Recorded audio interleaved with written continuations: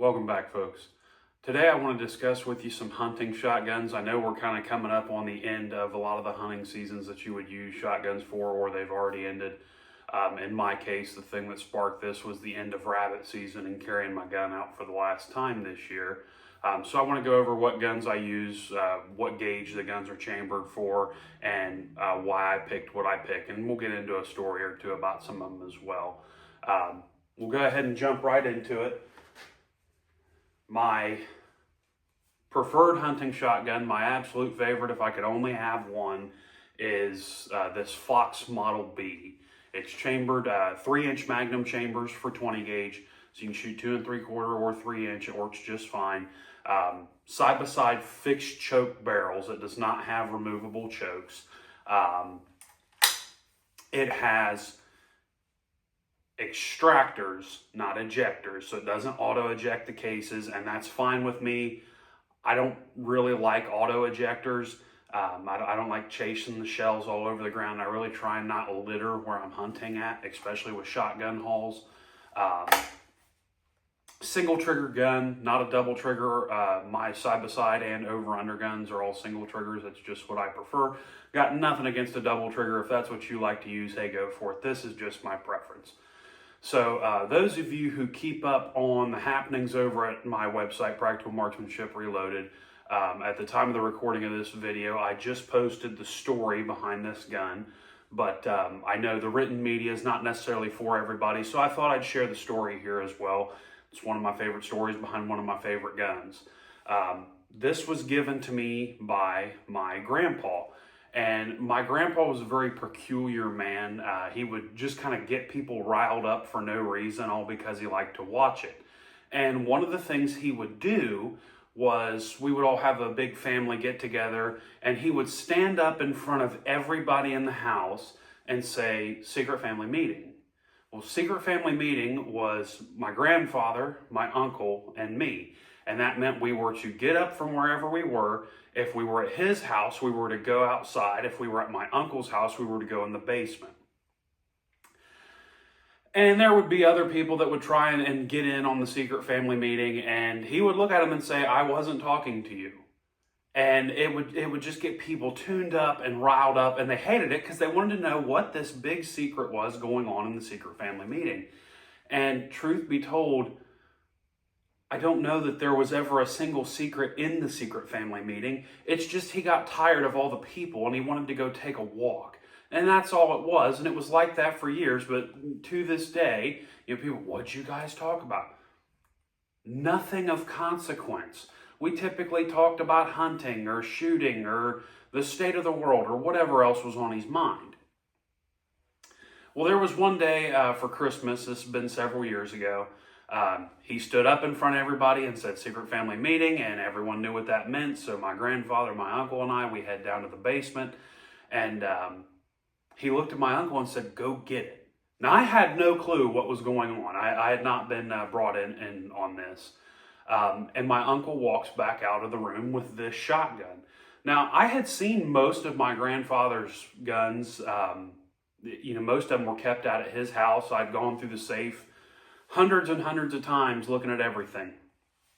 But I had never seen this one, and I didn't really know why, because I thought I'd seen all of them. So he begins to tell me a story, and the story goes, and I'll give you the very shorthand version of it here. But years ago, when he married my grandmother, on their wedding day, she bought this shotgun and gave it to him as a wedding present. It proceeded to be the gun that he carried and hunted with the most. Hunted birds, hunted rabbits, hunted just about everything. Carried it, shot it a lot. Still in pretty good condition. But he told me, he said, "I want you to have this. I want you to hunt with it. You are not allowed to lend it to anybody. It is never to stay at someone else's house. It is never to be carried afield by someone else. And for the love of God, please replace that shoulder-mounted cannon that you use now. And as long as you do that, this gun's yours." The shoulder-mounted cannon that he was referring to was my first shotgun. It was the first shotgun I bought with my own money when I was 12, and it's a Remington Super Magnum 870. 3.5-inch chamber. I believe it's a 26 or a 28-inch vent rib barrel with a deer barrel. But that was the only shotgun I had for a long time, so that's what I carried and hunted with. If it didn't matter what I was hunting, that's the only gun I had. If I was using a shotgun, I was using that. Since that day, I don't believe that I've hunted with that 870 Super Magnum. Now, this is not me dogging the 870. The 870 is a fantastic gun. I've got 2 of them. They're great guns. But this one, it suits my needs just fine. And to be honest, for a lot of the hunting that I do, 12 gauge can be a little bit of overkill. I'm a big upland bird hunter. That's the type of hunting that I enjoy the most. And if you get a pheasant that flushes at 15 yards and you thump it with a number 6 ounce and an 1/8 load out of a 12 gauge, you tend to get some minced meat, and that's about it. Whereas with this 20 gauge, it doesn't tear the meat up nearly as bad. So I took the gun home and I cleaned it and got ready to go, bought some 20 gauge ammo. This was the first and only 20 gauge I've ever had. And I don't really see a reason to buy another one because this one does everything I want it to. So why would I spend money on another one? Maybe if I were going to change anything about this, I might have removable choke barrels. But other than that, I really don't have anything to change about it. And I like the way the gun patterns now. I don't see a need to change the chokes in it. So this works out just fine. And I carried this for several seasons. I hunted pheasant, quail, chukar, rabbit, squirrel. Pretty much if it was a small game animal that could be hunted with a shotgun, I hunted it with a shotgun, and it was this shotgun. Variety of different loads, but all out of this shotgun. Well, a few years had gone by, and I had taken this out for one of the most involved days of shooting, still to this day, that I've ever had. It was a shotgun only shoot. So we went pheasant hunting in the morning, clay shooting in the afternoon, and pigeon hunting in the evening. We had a local dairy farmer that had a serious pigeon problem, and he said, "You guys come up here and shoot pigeons as much as you want, just get them out because they're spreading disease and I don't want them here." So I believe there was 5 of us that got in on that. And I took this shotgun with me, and you'll notice here on the bottom, there's a little screw in the forend. And I had been shooting a ton. I didn't bring a backup gun. This was the only gun that was getting shot. I had shot over 300 rounds by the time I encountered an issue. And I brought the gun up, I fired, and I heard and felt a rattle in the forend. And I brought my hand down, and the head of the old screw that was in here had snapped off. So the forend was just kind of hanging down. Of course, I didn't have an extra forend screw. The only thing I had was a roll of black electrical tape. So I pressed the forend back up against the barrel and electrical taped it so I could continue the hunt. And I was able to go pick up, these are very common screws. I believe my local Ace Hardware had one. So for about $2, the gun was fixed. But yeah, this is the gun that I prefer to hunt with. It is one of my absolute favorite guns. It's the most sentimental gun that I have. It was passed on to me from one of the men who inspired my shooting and hunting journey.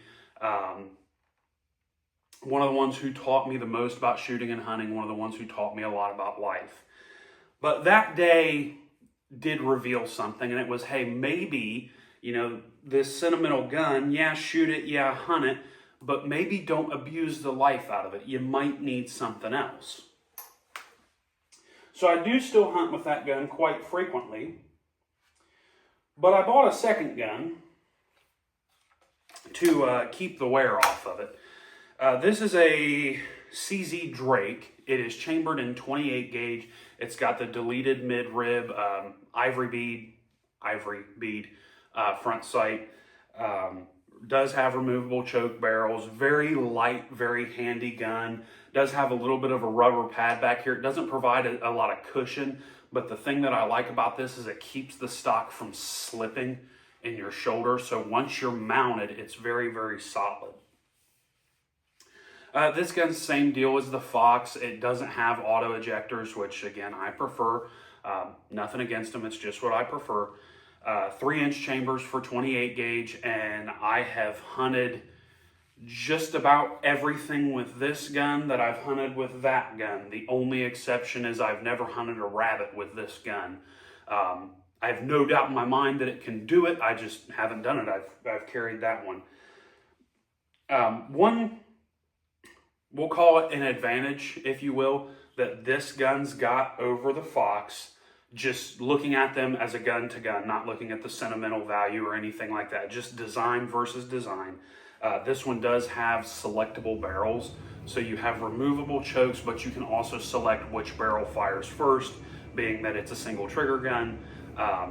That it's a nice feature to have, but I've also never been hunting with the Fox and said, oh man, I really need to change up which barrel fires first. So how necessary is it? I really can't say. It's a nice feature to have, especially for the price point of this gun. I believe I paid around $600 or $700 for this gun, brand new. It's got some light engraving on it, nothing too crazy, but it's been overall a pretty reliable gun. The only problem that I've had out of it is the firing pin for the top barrel occasionally misfires on the first one. You don't get enough contact on the primer. Typically, if you break the gun open, cock it again, but leave that shell in place and come back and fire again, it goes off perfectly fine. And it only happens in the top barrel. I've never had it happen in the bottom barrel. So I'm not really inclined to think that it's an ammunition issue. Typically when I'm shooting out of this is if it's a factory load for a trap load or just a practice load, I use Winchester AA 28 gauge. For a long time, my hunting load was Fiocchi Golden Pheasant 3-inch. Now I use 2 3/4 hand loads that I load over here on this mech. Depending on the hunt that I'm doing, it's either number 6, number 7.5, or number 8, just depending on what's going on. Typically running between 13 and 1400 feet a second. But yeah, so this gun doesn't really hold any sentimental value. It was my first 28 gauge. I mean, that's about it. It's still my only 28 gauge because this gun works. Why would I go buy another one? You know, until this gun stops working or it doesn't do what I need it to do, I really have no desire to go buy another one. The gun's made in Turkey, and you can say what you want about Turkish-made guns. You can say what you want about CZs. I feel that for the price point, this is an excellent, excellent gun. Are there better, more high-quality guns out there? Absolutely. Does CZ make a better gun than this? Yeah, they've got several trims or models that are a higher tier than this. But to be completely honest, I don't have a desire to own one because I don't want to pay a ton of money for some super nice gun that's just going to get dinged and beat up in the field. This one's got a few marks on it, a few dents, a few scratches, but overall it's in pretty good shape. Locks up nice and tight. The only noticeable difference between this gun and the Fox, outside of being a side-by-side versus an over-under and 20 versus 12, this one does not have an auto reset safety. So on the Fox, when you break it open, the safety automatically resets to the on position. On this gun, it stays where you leave it. I don't know that I've really got a preference for one over the other. They both work just fine, and as long as you remember to either put the safety back on or take the safety back off before your next shoot, depending on which gun you're using, I don't really have a problem or a preference with either one. It's just a notable difference, but it's got good wood, it's got good checkering. I mean, it's laser engraved checkering, it's not hand checkered, but it's very comfortable. It gives you a good purchase. The gun's nice and light. Other than that top barrel firing pin issue, I've never had an issue out of this gun. I believe it's like a black chrome finish that CZ does on these, It's a very tough, very durable finish.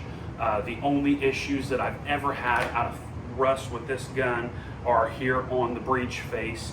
And you can just take some light steel wool and clean that up. It's nothing too crazy. But this is one of the guns that I hunted with a lot after I broke the fore-end screw on the Fox. I was just worried about tearing up the old gun, and then it finally came to me. The old man didn't give me the gun so it could sit in a safe. It needs to go out and be shot, and if it breaks, either I'll fix it or I'll send it off and have it fixed. So I do carry this gun still sometimes, but far and away the 20 gauge Fox is what I carry. One, you've got a little bit more payload. The velocities stay pretty similar, but you do get a little more payload out of the gun. And I just like it. It's sentimental. I've been hunting with it for years now. It's never let me down. I've never had a misfire. I've never had an issue outside of that fore-end screw breaking. And for, gosh, 60 or 70-year-old gun, if all that ever breaks is a $2 fore-end screw, hey, I got no complaints with that. 20 gauge loads, as far as I'm concerned, my preferred hauls are either Remington hauls or Winchester AA. I also load 20 gauge. You guys can't see it, but I have another mech press exactly like this one on the bench just off camera, off to my left. My typical hunting load for that is a number 6 load, a 7/8 payload of number 6, moving at about 1350. I use that for pheasant, I use it for rabbit, I use it for just about anything. Number 8s for field work. I don't download, or I'm sorry, number 8s for target work. I don't download my target loads. You know, I know a lot of target loads are about 1,200 feet a second. And yeah, I could save a little money on powder and run them that way and run a little less powder charge and keep some wear off the gun. But I just like to practice with what I'm normally going to use, so it's the same recoil impulse.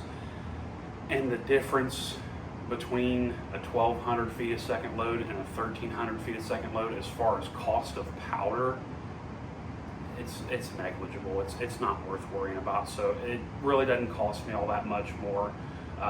It gets out to the targets a little quicker, and it keeps me up with what I like to use. But yeah, guys, that's about it. This is just kind of a fun little video for this morning. Just had me thinking now that I brought this one down here to clean, and excuse the mess. I'm in the middle of a 350 Legend loading project right now. But I just brought this down here to get cleaned up, and I thought, you know, it'd be fun to share the story and actually get this gun on camera.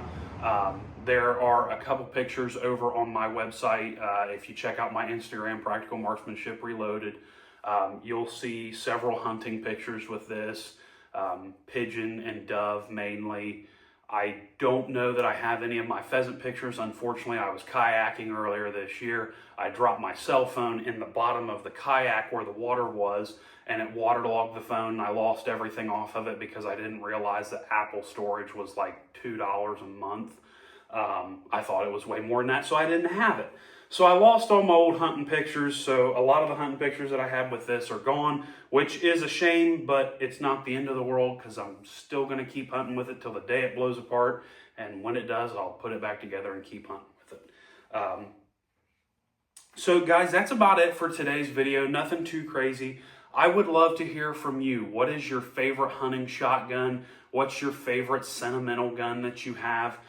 Jump down in the comments and let me know. We'll start a discussion and we'll talk about them. If any of you guys have these Fox Model Bs, let me know what you think of them. I love mine. I haven't heard too many bad things about them. You know, they're an older gun. They're still available on the used market. But yeah, jump down and we'll have a conversation about them. But until the next time, guys, this is Chuck with Practical Marksmanship Reloaded.